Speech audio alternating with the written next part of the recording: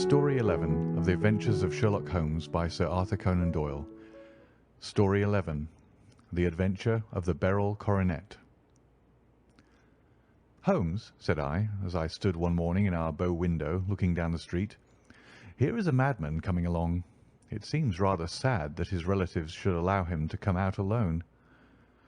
My friend rose lazily from his armchair and stood with his hands in the pockets of his dressing gown, looking over my shoulder. It was a bright, crisp February morning, and the snow of the day before still lay deep upon the ground, shimmering brightly in the wintry sun. Down the centre of Baker Street it had been ploughed into a brown, crumbly band by the traffic, but at either side and on the heaped-up edges of the footpaths it still lay as white as when it fell. The grey pavement had been cleaned and scraped, but was still dangerously slippery, so that there were fewer passengers than usual.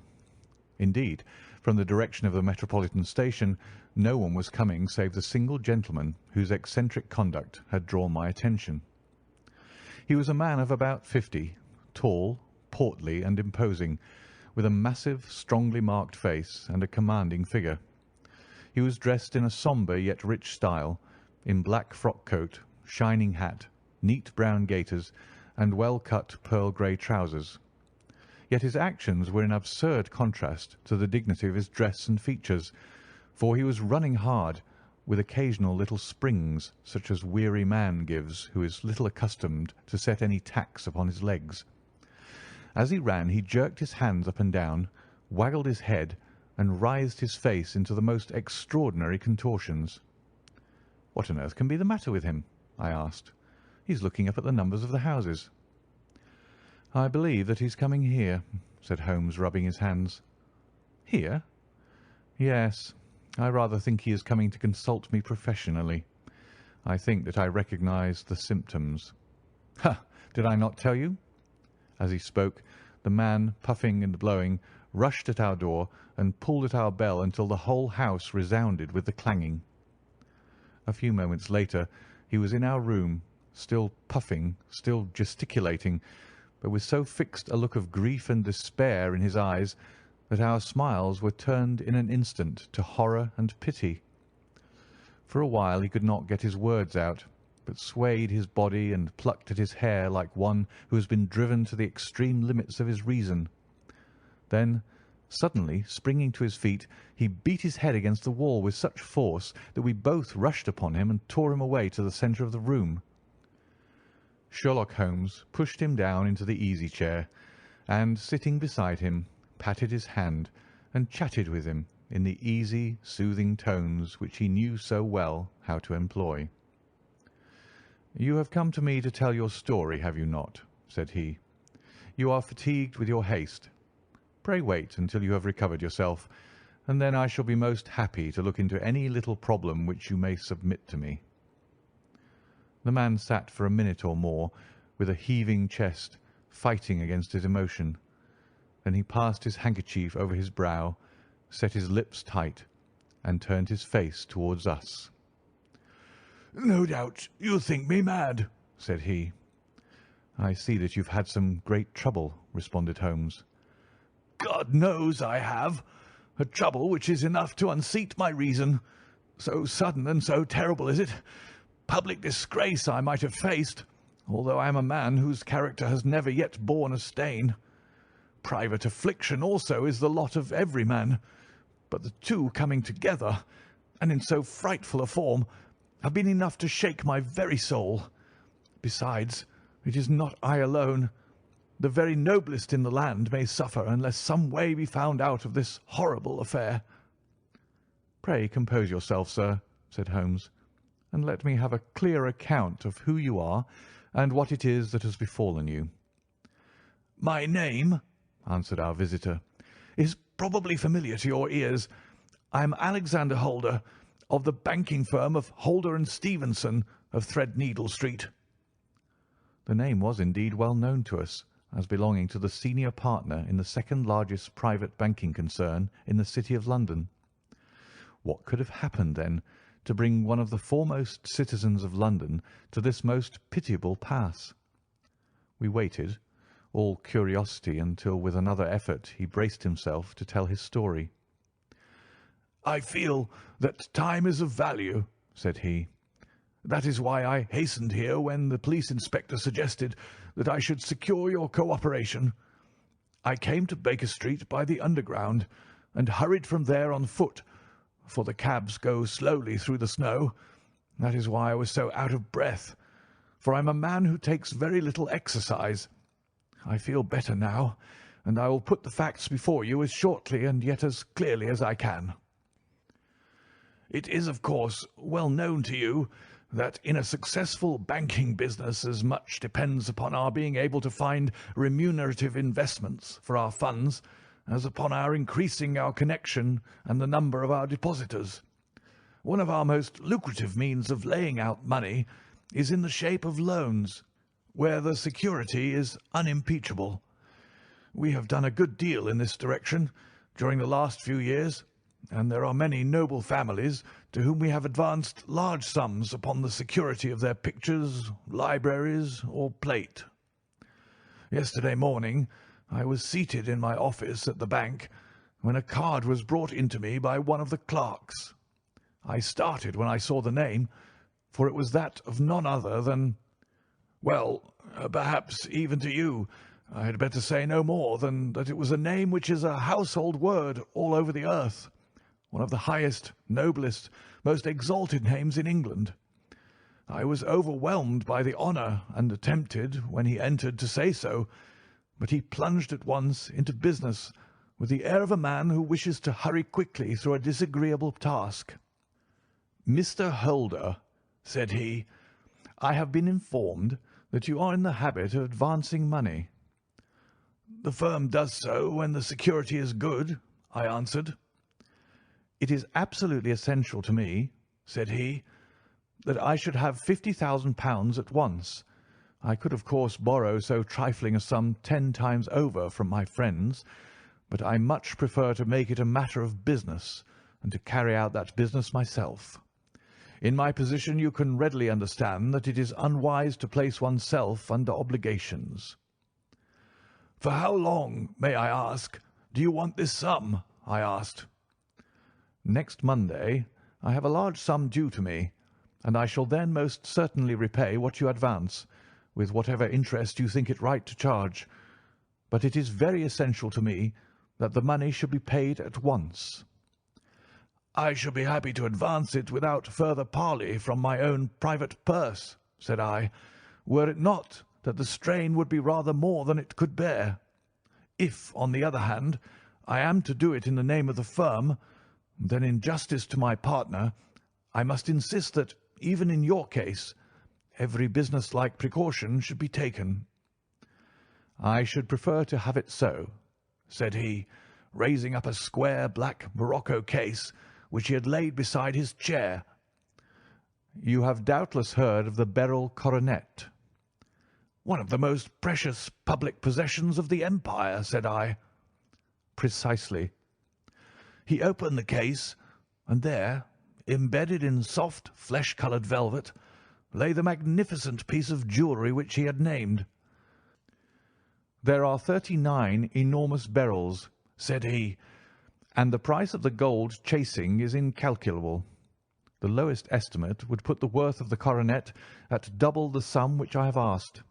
I am prepared to leave it with you as my security." I took the precious case into my hands and looked in some perplexity from it to my illustrious client. "You doubt its value?" he asked. "Not at all. I only doubt—" "The propriety of my leaving it. You may set your mind at rest about that. I should not dream of doing so were it not absolutely certain that I should be able in 4 days to reclaim it.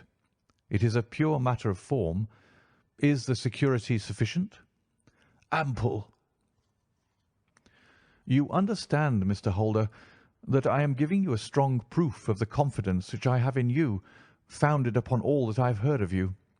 I rely upon you not only to be discreet and to refrain from all gossip upon the matter, but, above all, to preserve this coronet with every possible precaution, because I need not say that a great public scandal would be caused if any harm were to befall it. Any injury to it would be almost as serious as its complete loss, for there are no Beryls in the world to match these, and it would be impossible to replace them. I leave it with you, however, with every confidence, and I shall call for it in person on Monday morning." Seeing that my client was anxious to leave, I said no more, but calling for my cashier, I ordered him to pay over 50 £1,000 notes. When I was alone once more, however, with the precious case lying upon the table in front of me, I could not but think with some misgivings of the immense responsibility which it entailed upon me. There could be no doubt that, as it was a national possession, a horrible scandal would ensue if any misfortune should occur to it. I already regretted having ever consented to take charge of it. However, it was too late to alter the matter now, so I locked it up in my private safe and turned once more to my work. When evening came, I felt that it would be an imprudence to leave so precious a thing in the office behind me. Bankers' safes have been forced before now, and why should not mine be? If so, how terrible would be the position in which I should find myself. I determined, therefore, that for the next few days I would always carry the case backward and forward with me, so that it might never be really out of my reach. With this intention, I called a cab and drove out to my house at Streatham, carrying the jewel with me. I did not breathe freely until I had taken it upstairs and locked it in the bureau of my dressing-room. And now a word as to my household, Mr. Holmes, for I wish you to thoroughly understand the situation. My groom and my page sleep out of the house, and may be set aside altogether. I have 3 maidservants who have been with me a number of years, and whose absolute reliability is quite above suspicion. Another, Lucy Parr, the second waiting-maid, has only been in my service a few months. She came with an excellent character, however, and has always given me satisfaction. She is a very pretty girl, and has attracted admirers who have occasionally hung about the place. That is the only drawback which we have found to her, but we believe her to be a thoroughly good girl in every way. So much for the servants. My family itself is so small that it will not take me long to describe it. I am a widower, and have an only son, Arthur. He has been a disappointment to me, Mr. Holmes, a grievous disappointment. I have no doubt that I am myself to blame. People tell me that I have spoiled him. Very likely I have. When my dear wife died, I felt that he was all I had to love. I could not bear to see the smile fade, even for a moment, from his face. I have never denied him a wish. Perhaps it would have been better for both of us had I been sterner, but I meant it for the best. It was naturally my intention that he should succeed me in my business, but he was not of a business turn. He was wild, wayward, and to speak the truth, I could not trust him in the handling of large sums of money. When he was young, he became a member of an aristocratic club, and there, having charmed manners, he was soon the intimate of a number of men with long purses and expensive habits. He learned to play heavily at cards and to squander money on the turf, until he had again and again to come to me and implore me to give him an advance upon his allowance, that he might settle his debts of honour. He tried more than once to break away from the dangerous company which he was keeping, but each time the influence of his friend, Sir George Burnwell, was enough to draw him back again. And, indeed, I could not wonder that such a man as Sir George Burnwell should gain an influence over him, for he has frequently brought him to my house, and I have found myself that I could hardly resist the fascination of his manner. He is older than Arthur, a man of the world to his fingertips, one who had been everywhere, seen everything, a brilliant talker, and a man of great personal beauty. Yet when I think of him in cold blood, far away from the glamour of his presence, I am convinced from his cynical speech, and the look which I have caught in his eyes, that he is one who should be deeply distrusted. So I think, and so too thinks my little Mary, who has a woman's quick insight into character. And now there is only she to be described. She is my niece, but when my brother died 5 years ago and left her alone in the world, I adopted her, and have looked upon her ever since as my daughter. She is a sunbeam in my house, sweet, loving, beautiful, a wonderful manager and housekeeper, yet as tender and quiet and gentle as a woman could be. She is my right hand. I do not know what I could do without her. In only one matter has she ever gone against my wishes. Twice my boy has asked her to marry him, for he loves her devotedly, but each time she has refused him. I think that if anyone could have drawn him into the right path, it would have been she, and that his marriage might have changed his whole life. But now, alas, it is too late, forever too late. Now, Mr. Holmes, you know the people who live under my roof, and I shall continue with my miserable story. When we were taking coffee in the drawing-room that night after dinner, I told Arthur and Mary my experience, and of the precious treasure which we had under our roof, suppressing only the name of my client. Lucy Parr, who had brought in the coffee, had, I am sure, left the room, but I cannot swear that the door was closed. Mary and Arthur were much interested, and wished to see the famous coronet, but I thought it better not to disturb it. "Where have you put it?" asked Arthur. "In my own bureau." "Well, I hope to goodness the house won't be burgled during the night," said he. "It is locked up," I answered. "Oh, any old key will fit that bureau.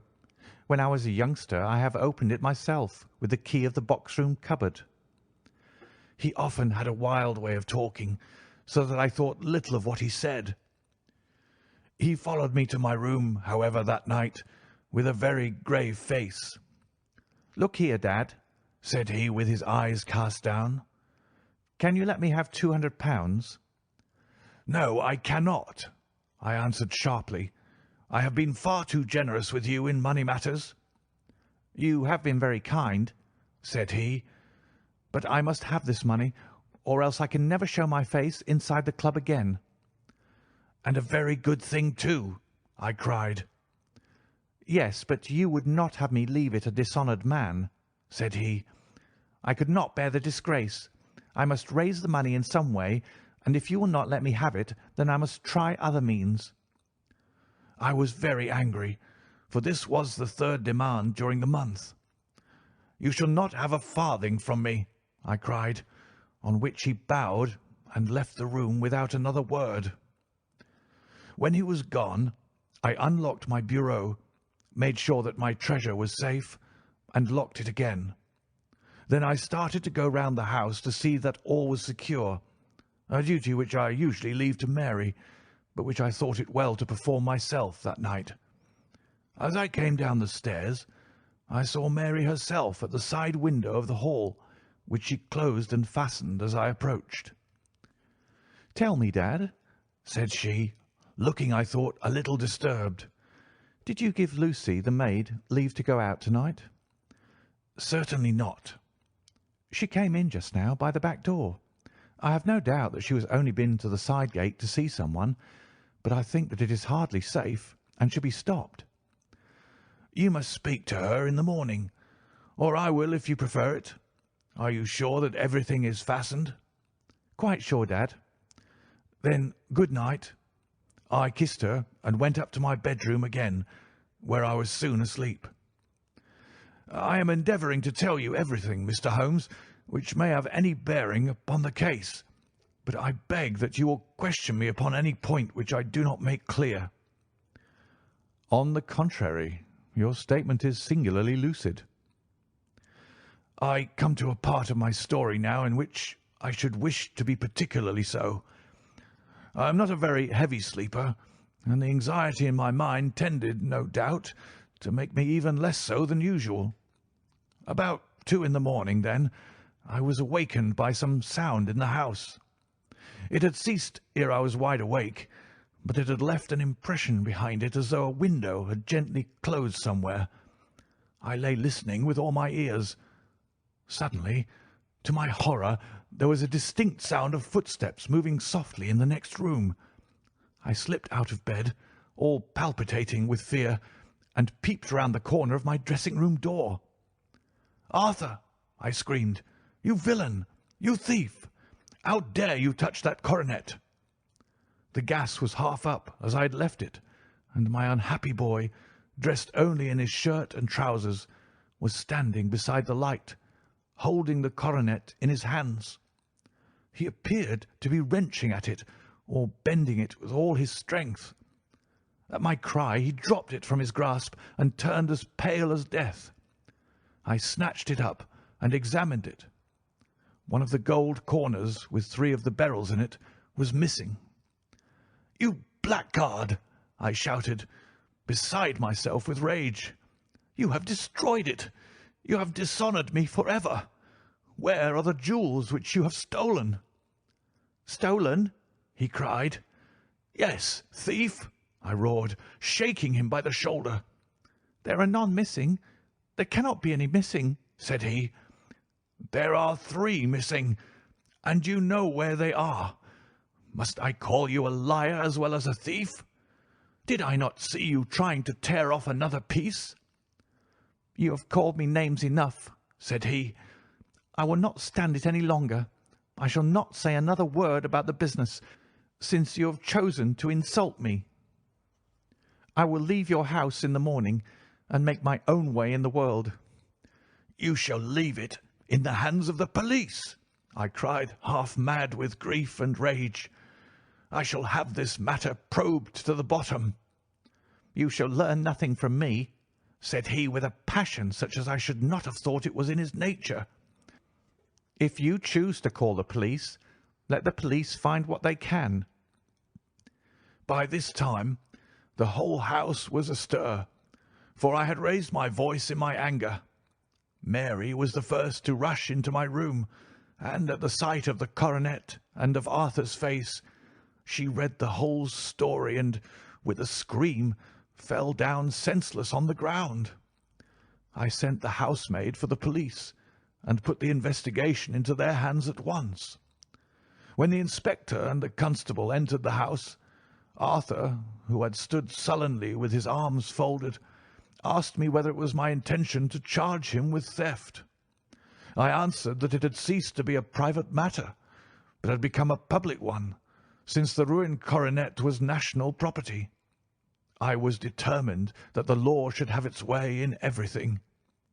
"At least," said he, "you will not have me arrested at once. It would be to your advantage as well as mine if I might leave the house for 5 minutes." "That you might get away, or perhaps that you may conceal what you have stolen?" said I, and then, realizing the dreadful position in which I was placed, I implored him to remember that not only my honour, but that of one who was far greater than I was at stake, and that he threatened to raise a scandal which would convulse the nation. He might avert it all if he would but tell me what he had done with the 3 missing stones. "You may as well face the matter," said I. "You have been caught in the act, and no confession could make your guilt more heinous. If you but make such reparation as is in your power, by telling us where the beryls are, all shall be forgiven and forgotten."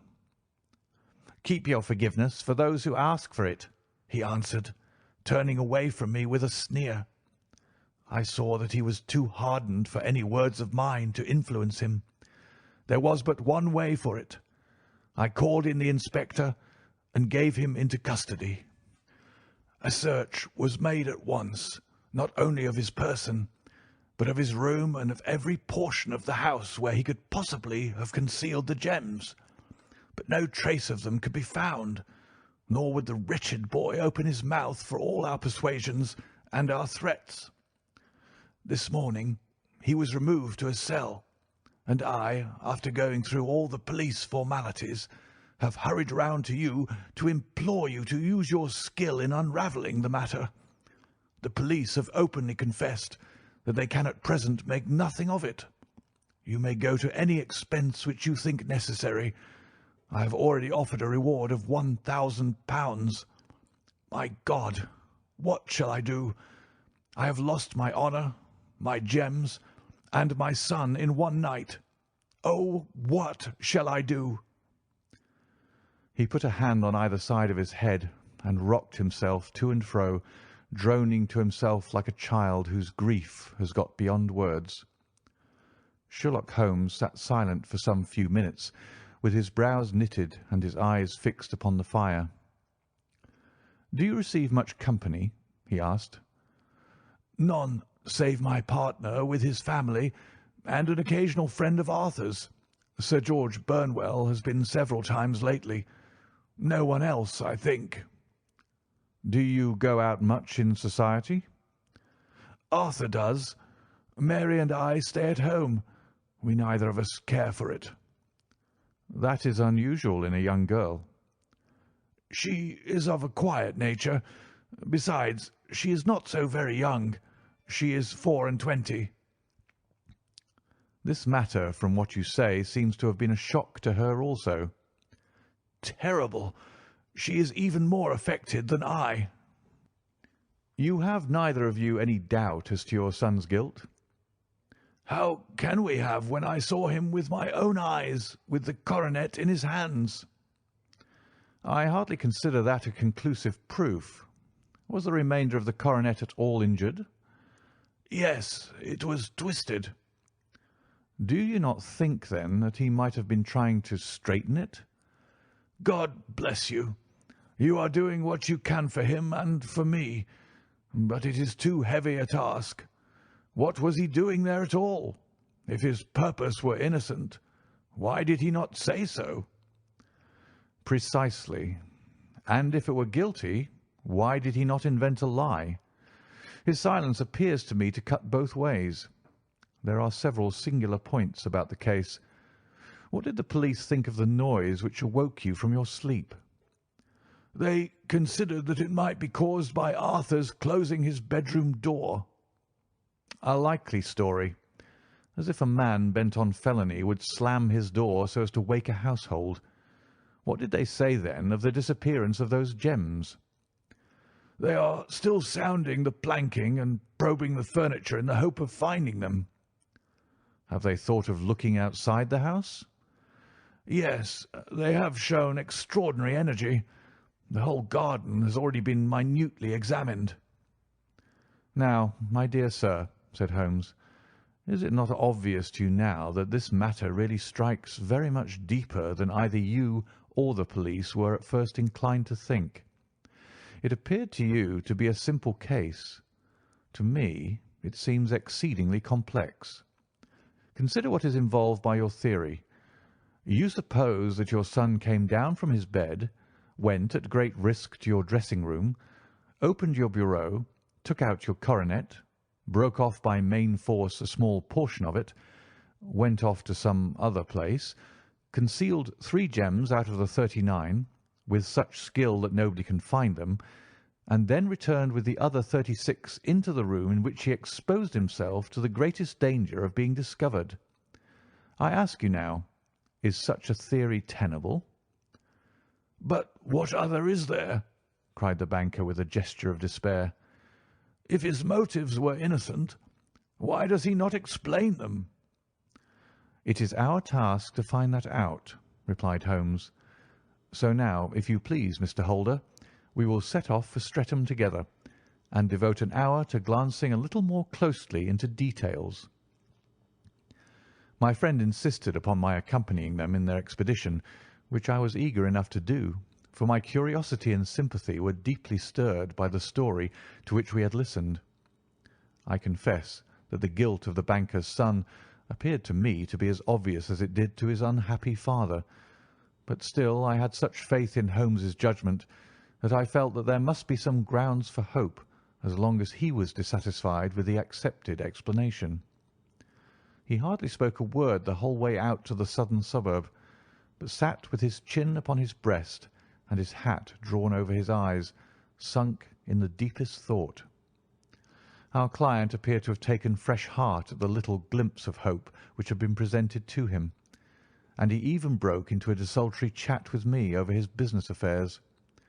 A short railway journey and a shorter walk brought us to Fairbank, the modest residence of the great financier. Fairbank was a good-sized square house of white stone, standing back a little from the road. A double carriage sweep with a snow-clad lawn stretched down in front to two large iron gates which closed the entrance. On the right side was a small wooden thicket which led into a narrow path between two neat hedges stretching from the road to the kitchen door and forming the tradesman's entrance. On the left ran a lane which led to the stables and was not itself within the grounds at all, being a public, though little used, thoroughfare. Holmes left us standing at the door and walked slowly all round the house, across the front, down the tradesman's path, and so round by the garden behind into the stable lane. So long was he that Mr. Holder and I went into the dining-room and waited by the fire until he should return. We were sitting there in silence when the door opened, and a young lady came in. She was rather above the middle height, slim, with dark hair and eyes, which seemed the darker against the absolute pallor of her skin. I do not think that I have ever seen such deadly paleness in a woman's face. Her lips, too, were bloodless, but her eyes were flushed with crying. As she swept silently into the room, she impressed me with a greater sense of grief than the banker had done in the morning, and it was the more striking in her as she was evidently a woman of strong character, with immense capacity for self-restraint. Disregarding my presence, she went straight to her uncle and passed her hand over his head with a sweet womanly caress. "You have given orders that Arthur should be liberated, have you not, Dad?" she asked. "No, no, my girl. The matter must be probed to the bottom." "But I am sure that he is innocent. You know what woman's instincts are. I know that he has done no harm, and that you will be sorry for having acted so harshly." "Why is he silent, then, if he is innocent?" "Who knows? Perhaps because he was so angry that you should suspect him." "How could I help suspecting him when I actually saw him with the coronet in his hand?" "Oh, but he had only picked it up to look at it. Oh, do take my word for it that he is innocent. Let the matter drop and say no more. It is so dreadful to think of our dear Arthur in prison." "I shall never let it drop until the gems are found. Never, Mary. Your affection for Arthur blinds you as to the awful consequences to me. Far from hushing the thing up, I have brought a gentleman down from London to inquire more deeply into it." "This gentleman?" she asked, facing round to me. "No, his friend. He wished us to leave him alone. He is round in the stable lane now." "The stable lane?" She raised her dark eyebrows. "What can he hope to find there? Ah, this, I suppose, is he. I trust, sir, that you will succeed in proving what I feel sure is the truth, that my cousin Arthur is innocent of this crime." "I fully share your opinion, and I trust with you that we may prove it," returned Holmes, going back to the mat to knock the snow from his shoes. "I believe I have the honour of addressing Miss Mary Holder. Might I ask you a question or two?" "Pray do, sir, if it may help to clear this horrible affair up." "You heard nothing yourself last night?" "Nothing, until my uncle here began to speak loudly. I heard that, and I came down." "You shut up the windows and doors the night before? Did you fasten all the windows?" "Yes." "Were they all fastened this morning?" "Yes." "You have a maid who has a sweetheart. I think that you remarked to your uncle last night that she had been out to see him." "Yes, and she was the girl who waited in the drawing-room and who may have heard uncle's remarks about the coronet." "I see. You infer that she may have gone out to tell her sweetheart, and that the two may have planned the robbery." "But what is the good of all these vague theories?" cried the banker impatiently, "when I have told you that I saw Arthur with the coronet in his hands?" "Wait a little, Mr. Holder. We must come back to that. About this girl, Miss Holder. You saw her return by the kitchen door, I presume?" "Yes. When I went to see if the door was fastened for the night, I met her slipping in. I saw the man, too, in the gloom." "Do you know him?" "Oh, yes. He is the greengrocer who brings our vegetables round. His name is Francis Prosper." "He stood," said Holmes, "to the left of the door. That is to say, farther up the path than is necessary to reach the door." "Yes, he did." "And he is a man with a wooden leg." Something like fear sprang up in the young lady's expressive black eyes. "Why, you are like a magician," said she. "How do you know that?" She smiled, but there was no answering smile in Holmes' thin, eager face. "I shall be very glad now to go upstairs," said he. "I shall probably wish to go over the outside of the house again.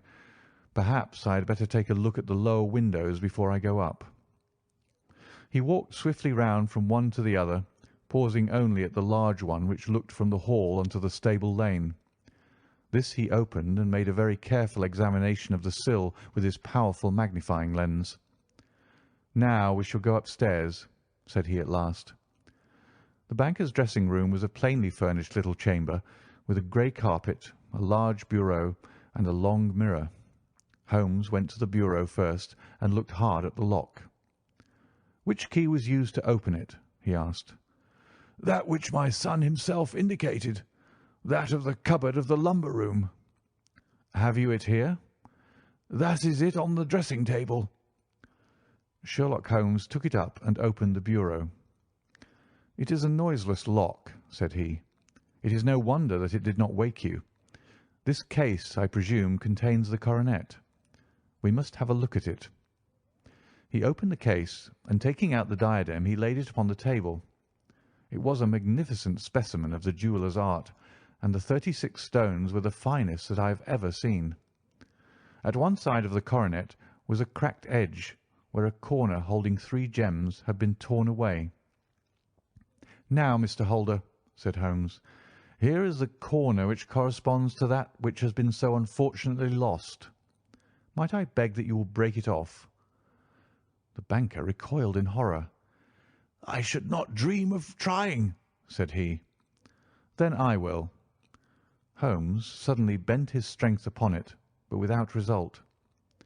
"I feel it give a little," said he, "but though I am exceptionally strong in the fingers, it would take me all my time to break it. An ordinary man could not do it. Now, what do you think would happen if I did break it, Mr. Holder? There would be a noise like a pistol shot. Do you tell me that all this happened within a few yards of your bed, and that you heard nothing of it?" "I do not know what to think. It is all dark to me." "But perhaps it may grow lighter as we go. What do you think, Miss Holder?" "I confess that I still share my uncle's perplexity." "Your son had no shoes or slippers on when you saw him?" "He had nothing on save only his trousers and shirt." "Thank you. We have certainly been favoured with extraordinary luck during this inquiry, and it will be entirely our own fault if we do not succeed in clearing the matter up. With your permission, Mr. Holder, I shall now continue my investigations outside." He went alone at his own request, for he explained that any unnecessary footmarks might make his task more difficult. For an hour or more he was at work, returning at last with his feet heavy with snow and his features as inscrutable as ever. "I think that I have seen now all that there is to see, Mr. Holder," said he. "I can serve you best by returning to my rooms." "But the gems, Mr. Holmes, where are they?" "I cannot tell." The banker wrung his hands. "I shall never see them again," he cried. "And my son! You give me hopes." "My opinion is in no way altered." "Then, for God's sake, what was this dark business which was acted in my house last night?" If you can call upon me at my Baker Street rooms tomorrow morning between 9 and 10, I shall be happy to do what I can to make it clearer. I understand that you give me carte blanche to act for you, provided only that I get back the gems, and that you place no limit on the sum I may draw. I would give my fortune to have them back. Very good. I shall look into the matter between this and then. Good-bye. It is just possible that I may have to come over here again before evening. It was obvious to me that my companion's mind was now made up about the case, although what his conclusions were was more than I could even dimly imagine. Several times during our homeward journey I endeavoured to sound him upon the point, but he always glided away to some other topic, until at last I gave it over in despair. It was not yet 3 when we found ourselves in our rooms once more. He hurried to his chamber, and was down again in a few minutes, dressed as a common loafer. With his collar turned up, his shiny, seedy coat, his red cravat, and his worn boots, he was a perfect sample of the class. "I think that this should do," said he, glancing into the glass above the fireplace. "I only wish you could come with me, Watson, but I fear that it won't do. I may be on the trail in this matter, or I may be following a will-o'-the-wisp, but I shall soon know which it is. I hope that I may be back in a few hours." He cut a slice of beef from the joint upon the sideboard, sandwiched it between 2 rounds of bread, and thrusting his rude meal into his pocket, he started off upon his expedition. I had just finished my tea when he returned, evidently in excellent spirits, swinging an old elastic-sided boot in his hand. He chucked it down into a corner and helped himself to a cup of tea. "I only looked in as I passed," said he. "I am going right on." "Where to?" "Oh, to the other side of the West End. It may be some time before I get back. Don't wait up for me in case I should be late." "How are you getting on?" "Oh, so. Nothing to complain of. I've been out to Streatham since I saw you last, but I did not call at the house. It is a very sweet little problem, and I would not have missed it for a good deal. However, I must not sit gossiping here, but must get these disreputable clothes off and return to my highly respectable self." I could see by his manner that he had strong reasons for satisfaction than his words alone would imply. His eyes twinkled, and there was even a touch of colour upon his sallow cheeks. He hastened upstairs, and a few minutes later I heard the slam of the hall door, which told me that he was off once more upon his congenial hunt. I waited until midnight, but there was no sign of his return, so I retired to my room. It was no uncommon thing for him to be away for days and nights on end when he was hot upon a scent, so that his lateness caused me no surprise.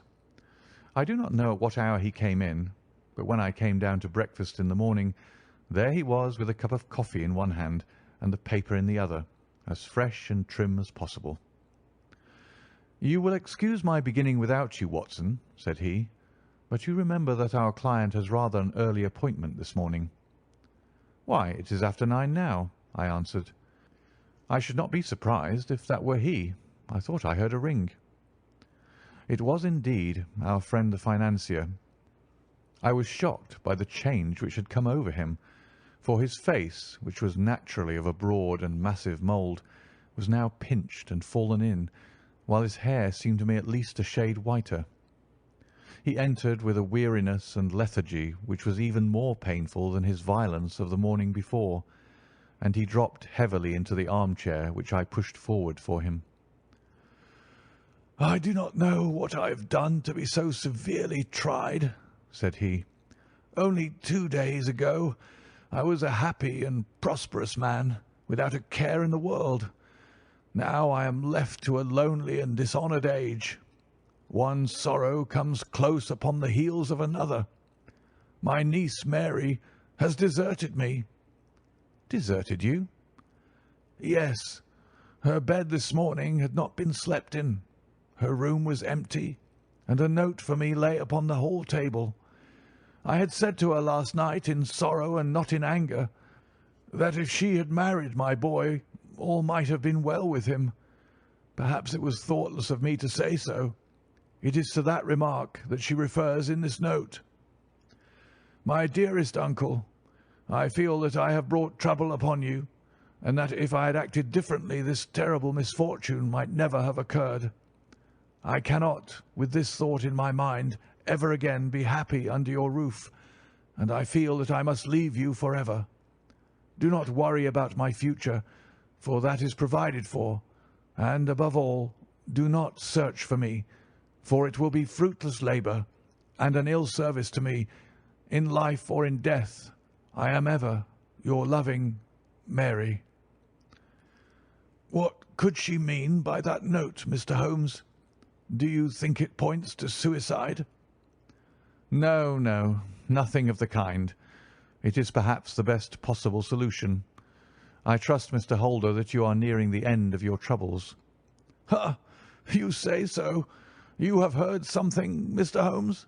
You have learned something? Where are the gems?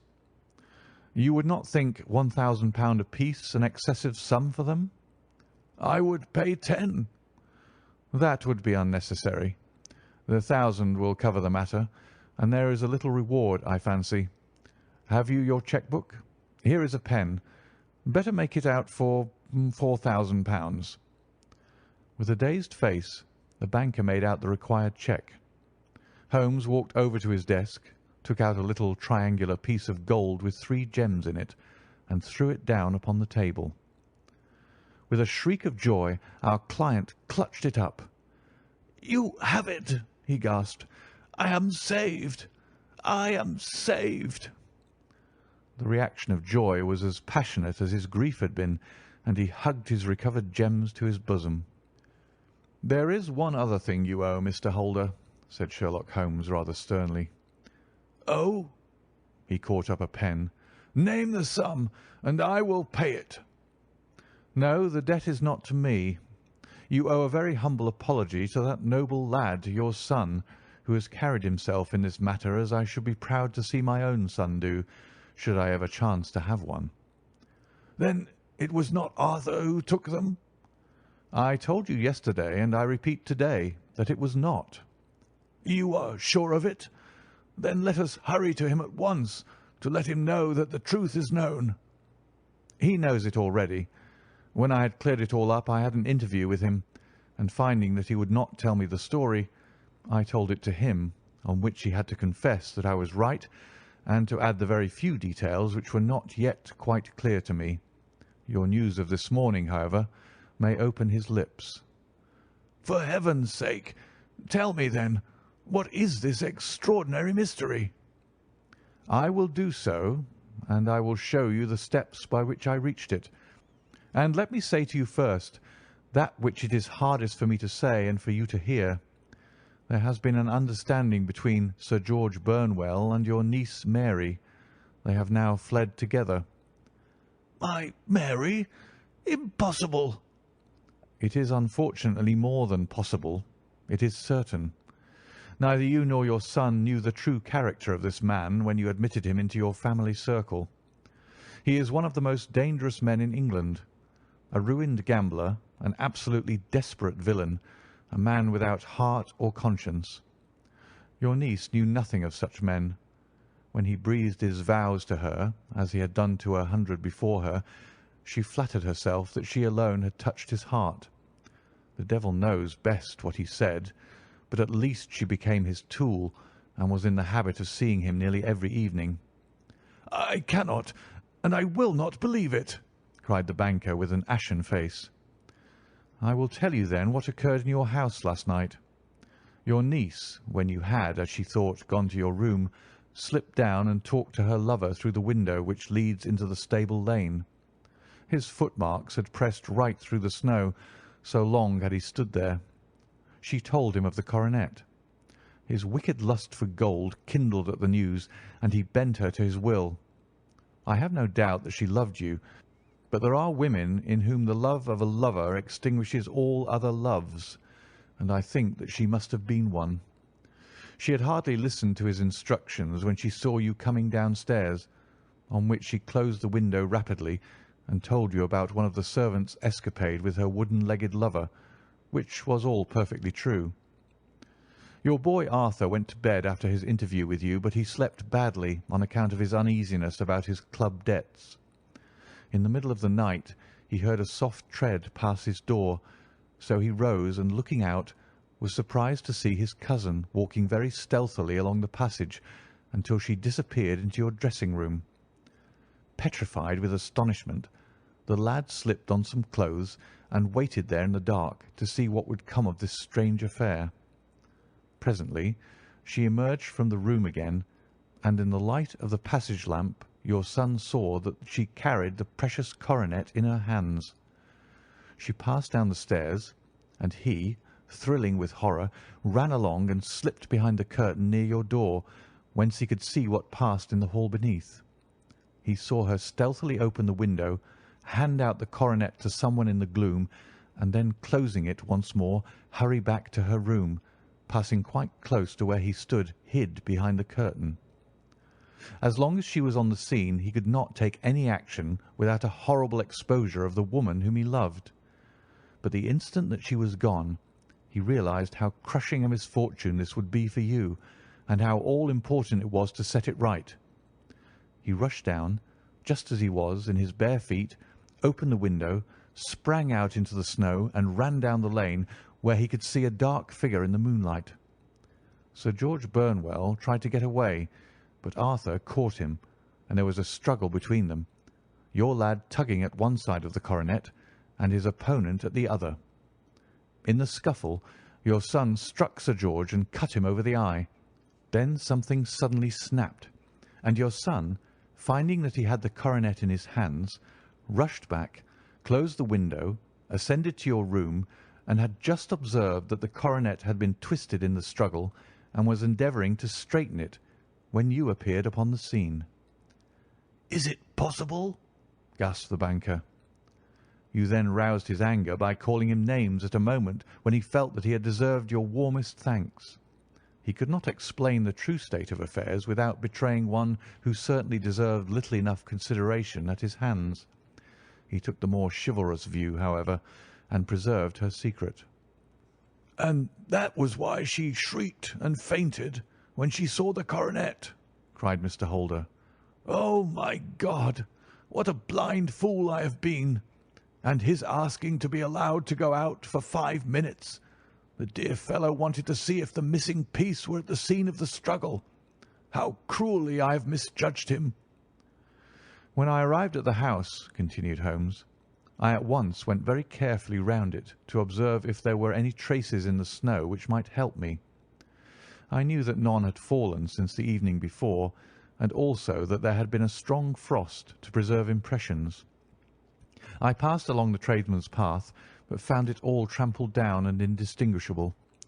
Just beyond it, however, at the far side of the kitchen door, a woman had stood and talked with a man, whose round impressions on one side showed that he had a wooden leg.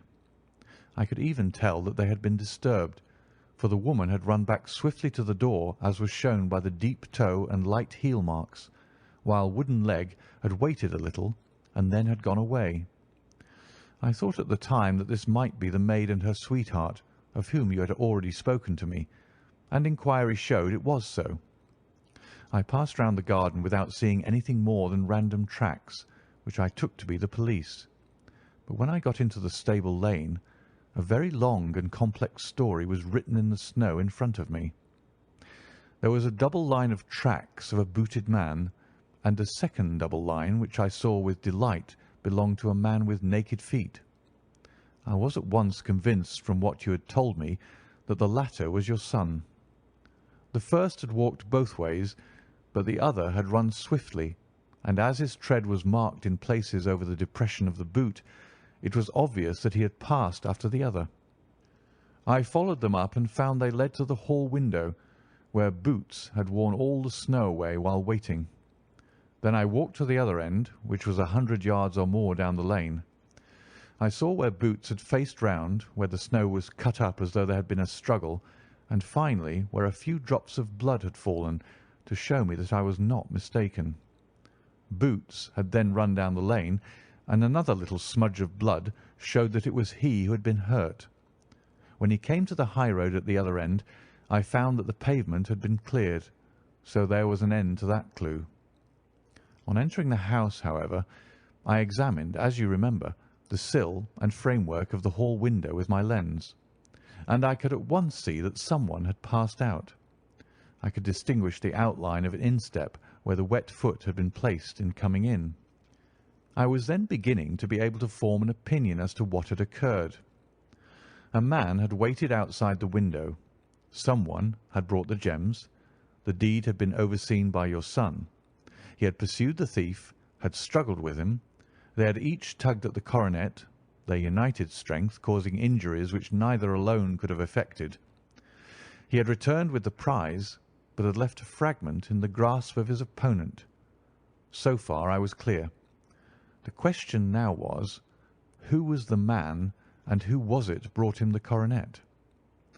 It is an old maxim of mine that when you have excluded the impossible, whatever remains, however improbable, must be the truth. Now I knew that it was not you who had brought it down, so there only remained your niece and the maids. But if it were the maids, why should your son allow himself to be accused in their place? There could be no possible reason. As he loved his cousin, however, there was an excellent explanation why he should retain her secret, the more so as the secret was a disgraceful one. When I remembered that you had seen her at that window and how she had fainted on seeing the coronet again, my conjecture became a certainty. And who could it be who was her confederate? A lover, evidently, for who else could outweigh the love and gratitude which she must feel to you? I knew that you went out little, and that your circle of friends was a very limited one, but among them was Sir George Burnwell. I had heard of him before as being a man of evil reputation among women. It must have been he who wore those boots and retained the missing gems. Even though he knew that Arthur had discovered him, he might still flatter himself that he was safe, for the lad could not say a word without compromising his own family. Well, your own good sense will suggest what measures I took next. I went in the shape of a loafer to Sir George's house, managed to pick up an acquaintance with his valet, learned that his master had cut his head the night before, and finally, at the expense of 6 shillings, made all sure by buying a pair of his cast-off shoes. With these I journeyed down to Streatham and saw that they exactly fitted the tracks. "I saw an ill-dressed vagabond in the lane yesterday evening," said Mr. Holder. Precisely. It was I. I found that I had my man, so I came home and changed my clothes. It was a delicate part which I had to play then, for I saw that a prosecution must be avoided to avert scandal, and I knew that so astute a villain would see that our hands were tied in the matter. I went and saw him. At first, of course, he denied everything, but when I gave him every particular that had occurred, he tried to bluster and took down a life-preserver from the wall. I knew my man, however, and I clapped a pistol to his head before he could strike. Then he became a little more reasonable. I told him that we would give him a price for the stones he held, £1,000 apiece. That brought out the first signs of grief that he had shown. "Why, dash it all," said he, "I've let them go at 600 for the 3. I soon managed to get the address of the receiver who had them, on promising him that there would be no prosecution. Off I set to him, and after much chaffering, I got our stones at £1,000 apiece. Then I looked in upon your son, told him that all was right, and eventually got to my bed about 2 o'clock, after what I may recall a really hard day's work." "A day which has saved England from a great public scandal," said the banker, rising. "Sir, I cannot find words to thank you, but you shall not find me ungrateful for what you have done. Your skill has indeed exceeded all that I have heard of it, and now I must fly to my dear boy to apologize to him for the wrong which I have done him. As to what you tell me of poor Mary, it goes to my very heart. Not even your skill can inform me where she is now." "I think that we may safely say," returned Holmes, "that she is wherever Sir George Burnwell is. It is equally certain, too, that whatever her sins are, they will soon receive a more than sufficient punishment. End of the adventure of the Beryl Coronet.